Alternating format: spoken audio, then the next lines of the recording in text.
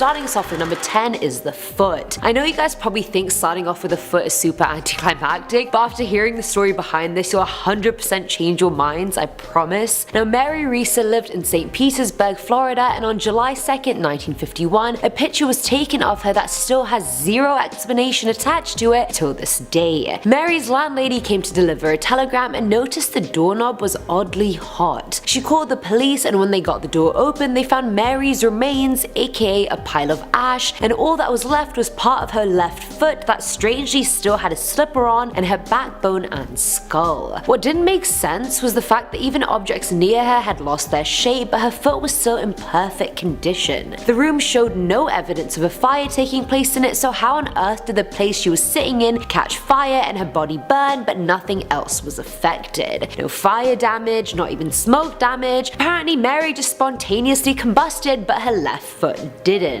I don't know, whatever that left foot has, I need it too, because I'm not trying to die anytime soon. Number 9. The skunk ape. This one is exactly what it sounds like. How fun. The skunk ape was seen back in 2000, so hopefully, if it was a real thing, it's long gone by now. Or it's since reproduced and we're screwed. 2 photos were taken of this skunk ape creature. This thing looks like Bigfoot's cooler, older cousin. You know, the cousin who has a lava lamp and does kickflips in the garage in October? That's the skunk ape compared to Bigfoot. Bigfoot's old news, get him out of here. What does he do anyways besides... This guy's boring. Doesn't do any kickflips. This guy for sure. This guy haunts families, it seems. An anonymous source sent the Sarasota County Sheriff's Department these photos. They mailed them, which for starters, how jarring would that be to open 9 a.m. in the morning? But she claims these photos were taken in her backyard and that this creature was not a black bear. I don't think that's a black bear. If anything, it's a really large dog. Those teeth alone are a red flag either way. Closing that door.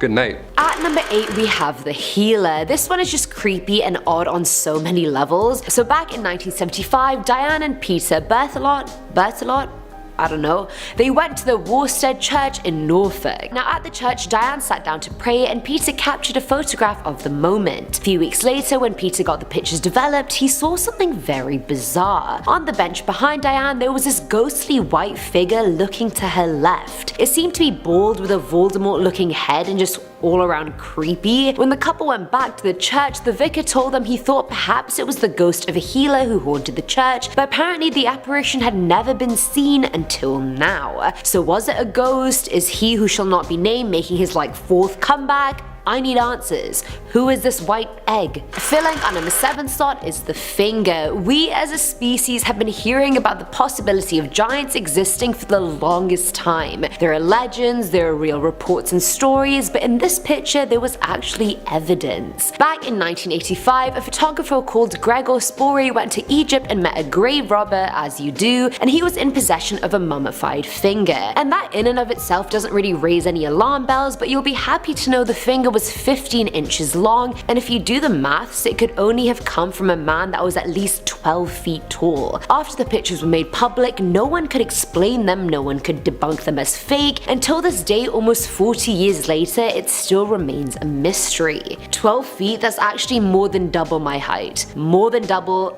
and then some.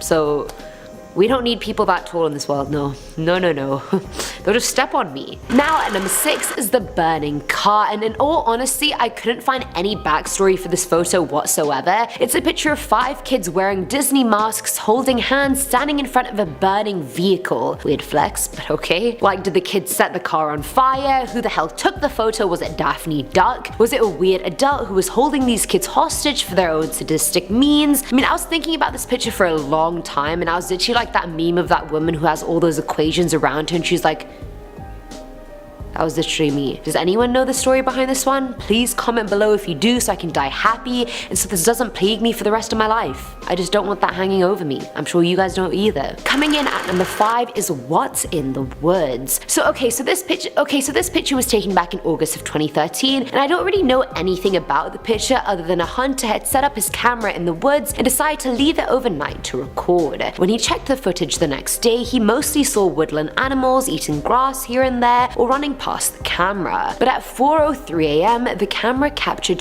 two things: a deer running past the camera and a little boy or ghost. This boy or his apparition are in the background of the photo, but he's very clearly there. And I don't think it takes much to question why the hell a little boy who probably is 4 or 5 at best in the woods alone at 4 AM. Maybe this wooded area is near a neighborhood and this boy somehow left his house and got lost, but I feel like that's a long shot. Was he a ghost? Could be. But also, how? Why? What's his story? Answers, please. At number 4 is the South Tower woman. So this one is a bit of a touchy subject as it's about 9/11, but the show must go on, and it's actually 2 photos, not 1. Now the photos are of the South Tower of the World Trade Center on the day of the attacks, and in the corner of both you can see a woman standing at the edge of the hole just waving. It turns out that woman is Edna Clinton, who somehow managed to survive the plane crashing into the building. Almost everyone on the floors where the plane hit died, but Edna miraculously survived somehow. People have no idea how she survived, and on top of that, she somehow even made it out of the building. Was it luck? Was it timing? Was it sheer fate? I don't really know. But everyone who has seen the image is perplexed by the same question. How? Filling our number 3 slot is the Falcon Lake incident. So personally, I'd never heard this story before doing this video, but if you guys have, feel free to skip number 3. So this incident took place on the 20th of May back in 1967, and the affected was a Mr. Stefan Michalak. Stefan?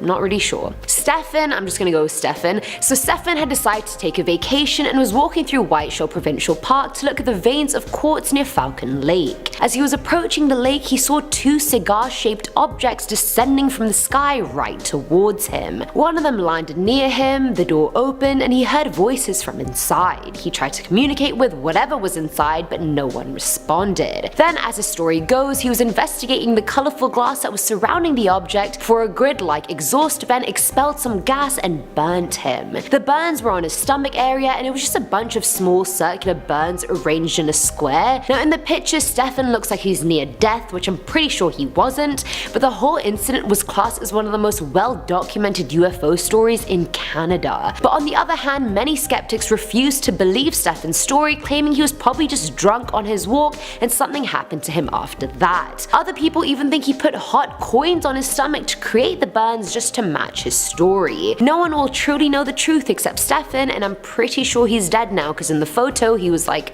70, and that was like a long time ago. R.I.P. Stefan. Now at number 2 is Our Lady of Zaytoon, also known as Our Lady of Light. Now this was a mass Marian apparition that was seen in Cairo for like 2 or 3 years back in 1968. Now the first time it was seen by a mechanic who worked opposite St. Mary's Coptic Church, who thought a woman was committing suicide by jumping off the church. 2 other people actually corroborated his story, and so they called the police. A crowd started gathering around the church, but police dismissed it as a weird reflection of light. The crowd refused to believe them and stayed watching the apparition, and the same thing happened a week later, and then more and more frequently. Police had no explanation for it. There was no projection device within a 15-mile radius, and no Photoshop or manipulation was involved in the photos. So we have no idea why this apparition kept appearing, if it really was an apparition, or if some light projection prank was just executed really damn well. I don't know. So how can I tell you? And finally, at number 1 is the pyramid, and this picture is the worst quality you can possibly imagine, but it was taken in the early 70s, so I feel like we can just sweep the quality under the rug. So the photo was actually taken by Apollo 17, which was NASA's Apollo program's last mission. They started off on the 7th of December 1972, and as they were near the geophone rock, they took a picture that was later listed as blank in the Apollo 17 photographic index. Now the original image is so hazy, but even in it you can see a pyramid structure in the landscape, and when analysts adjusted the contrast levels, you can very clearly see a pyramid type thing on the moon. And if that's the case, why has this not been properly talked about since the 70s? I mean, it's been 50 years, come on people, there could be a pyramid on the moon and we're just sitting here like clueless ninnies. But also, so many missions have been to the moon since then, so surely if this really was a huge discovery, many more people would have seen it too, or at least said something about it. I don't know, I'm curious and I'm confused. Like me the whole video through. Starting off this countdown, we have the scary family dinner. In 2009, a photo began circulating around the internet, but we don't know where it came from or who uploaded it. The photo is of the Cooper family. They said they took it when they moved into their new home in Texas. They wanted a photo of the family sitting together in their new home. However, when it developed, something horrifying appeared in the top left corner. A dead frickin' body hanging from the ceiling. In 2012, a man came forward saying, "Yo, this is my family," but he doesn't know how it ended up online or who even got a hold of the photo. That's part of the mystery. The other part is, what the hell is that thing in the photo? For sure, it's a ghost. One theory is that they moved into a haunted house and one of the previous owners hung themselves in that house, and then they caught his ghost on camera. Moving on to number 9, we have the Babushka lady. The Babushka lady is this mysterious woman that gets her name because she was wearing what looked like a Russian headscarf. She was captured in the background during the 1963 assassination of President JFK. Now, here's the thing, she was photographing the moment JFK was shot. When shots were fired, people ducked for cover, but not her. She stood there and took photos of the action. She garnered so much attention that the FBI even searched for her identity. But they failed, and the woman never came forward being like, "I have the footage." She never even came forward being like, "Hey, that's me, I witnessed it all." Maybe she doesn't want the attention, who knows. But still, there's a lot of conspiracy theories surrounding her. Like, was she part of his assassination? Who knows? Coming in at number 8, we have the ghostly hand. This next photo is from 1900 and it's a group of 15 women posing in their work uniforms in a mill in Belfast. Most of the girls have their arms folded in front of them for this photo. Well, let's take a little zoom into the far right of the photo. There you can see that the woman in the third row has a freaking hand on her shoulder that doesn't belong to anyone. It's just like a little floating hand, like the hand from the Addams Family. I'm sorry, but whose hand is that? Literally, someone explain that to me. Was there another person hiding behind her? Was somebody edited out? Whose hand does that belong to? I'm confused and I'm hella creeped out. Literally, it's just, ugh. Moving on to number 7, we have the birds. This next woman woke up and realized that she was in an Alfred Hitchcock movie. Like, seriously, imagine seeing that many damn crows outside of your house. I would have freaked out thinking that it's an omen that the end of the world is here. We still don't have any clue as to why that many birds were on her street that day. She said there wasn't any food or seeds on the ground. If you even look at the birds, they aren't like pecking at the ground looking for food. No, they're just kind of like walking around casually. And apparently there were hundreds of them there for hours. I don't know why there were so many crows there. Maybe they were just having a meeting or a get together. I don't know. Either way, it's kind of freaky. Moving on, number 6, we have the Grim Reaper. So this next photo was taken sometime in the 80s. The family was taking some normal tourist photos, and this photo shows the poster's uncle near the edge of the Grand Canyon. Fine. If you zoom in on that bushy area, there appears to be a frickin' person standing there watching the camera. What makes it scary is that this person's face is oddly pale, and it looks like they're wearing a big black cloak. The uncle said that they were alone in this area. Plus, there were hardly any visitors at the Grand Canyon in the first place, especially for that time of year. So the question is, who the frick is the ghost in the back? Is it the Grim Reaper? Was he just waiting for the uncle to fall off the cliff or what? We're now at our 5th and halfway mark with the Spaceman. In 1964, Jim Templeton spent the day taking photos of his wife and daughter in a field. But when he got the photos developed, he saw something quite strange in the background of one of his daughter's photo. It appeared to be a person in a spacesuit right behind his daughter. The only other people that had been there that day were some older ladies, but they weren't around them at all. Jim was freaked out by this, and his story got a lot of attention. Of course, you had people calling him a fraud and saying that the photo was fake, but an analyst at Kodak even took a look at this photo and confirmed that the photo was real and hadn't been tampered with. Not only that, but Jim and his family were actually visited by 2 men in suits and demanded that Jim take them where the photo was taken. When Jim told them he never saw the figure in person, the men got angry and then drove away. So the mystery is, who the heck is that mysterious figure in the background, And what do the two men in black have to do with all of this? In our fourth spot, we have the Hook Island sea monster. In the winter of 1964, French photographer Robert Lisserec took this photo of what appears to be a giant sea monster. Some say maybe it was just a shadow that was being cast in the water. Others believe that it was just a group of fish. But to this day, we still don't have any answers. Is this the infamous Hook Island sea monster? Is this the Loch Ness Monster's long lost cousin? Or is it just some algae or weeds? I don't know, but some zoologists are convinced that it is a sea monster. Moving on to number 3, we have the girl in the fire. On November 19th, 1995, Wem Town Hall in England caught on fire. The whole building burst into flames, and all that was left was rubble. Well, on that night, a man named Tony O'Reilly captured some images of the building on fire. After reviewing them later, he noticed that a young girl was in the photo, just chilling on the balcony, engulfed by flames. Was this a real girl? Now, they don't believe that it is, for she doesn't appear to be panicked or even affected by the flames. So maybe it's a ghost girl. One theory is that this is the ghost of a girl named Jane Churm. In 1677, Jane died in a fire in the town. So, looks like Jane made a reappearance during the night of this fire, if that's even Jane. Who knows? It's creepy. Coming in at number 2, we have the skunk ape. The skunk ape is a famous cryptid in American folklore. It's said to be this ape-like creature that lurks in forests and swamps in some southeastern states. Well, in 2000, apparently a woman got a photo of this skunk ape. But the woman's identity remains a mystery. She mailed the photo to the Saratoga County, Florida Sheriff's Department. The photos were accompanied with a letter from this mysterious woman, who said that this ape was in her backyard and that's how she got a photo of it. Honestly, whatever this creature is, it's terrifying. Some say it's just a black bear, but honey, that looks nothing like a black bear. Also, get it, honey? I don't think do black bears like honey? Who knows? Let me know in the comments below. And in our number 1 spot today, we have the Tara Calico Polaroid.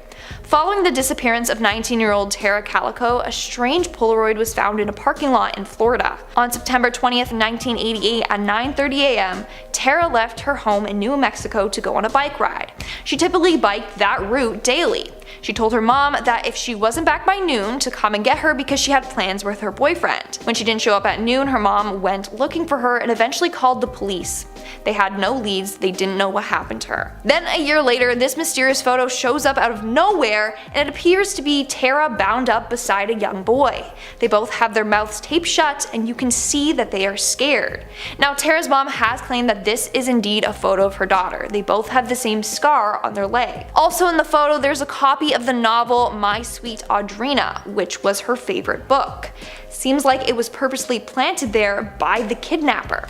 But the question is why? Why was this photo taken? Why was it left in a parking lot? Was it put there on purpose or was it dropped by accident?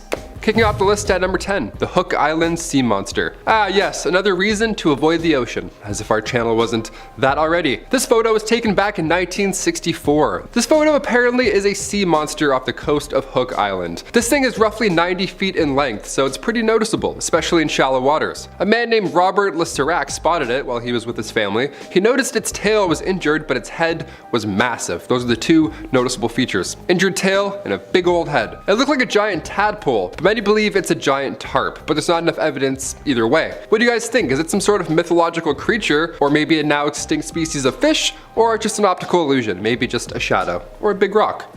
It could be a rock. Either way, avoid those shallow areas. Stingrays alone?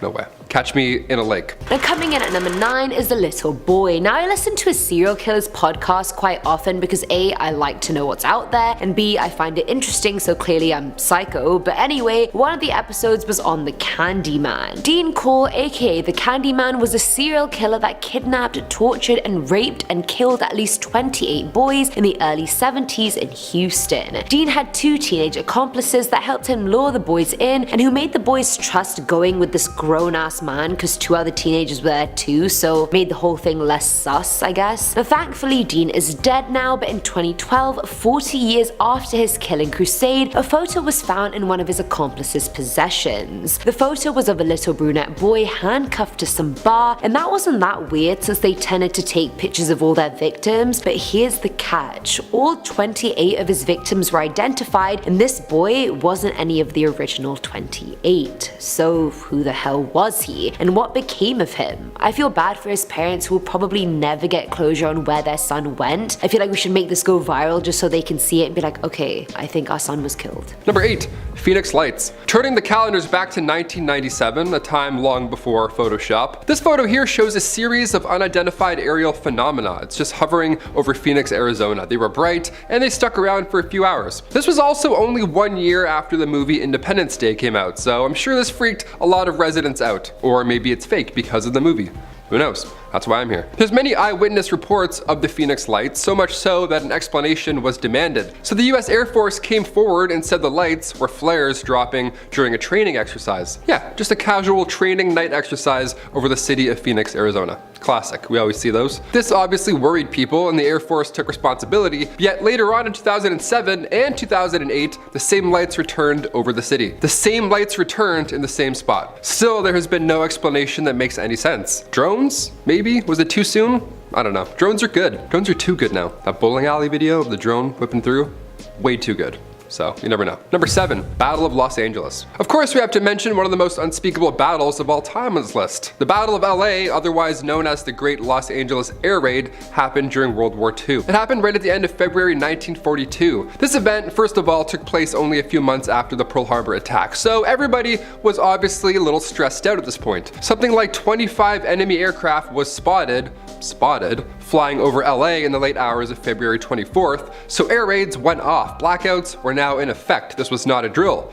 Or was it? At this point, it didn't look like a drill. Artillery fire, machine guns, anti-aircraft shells were all going off. It was loud, it was bright, and in total, around 1,400 shells were fired off. 2 people had heart attacks as is unfolded. 5 people died in total from this retaliation, and it was all a false alarm. Apparently. A press conference was held by the Secretary of the Navy, Frank Knox, and he called the incident war nerves. Just some nerves, just some whoops, thought I heard something, false alarm.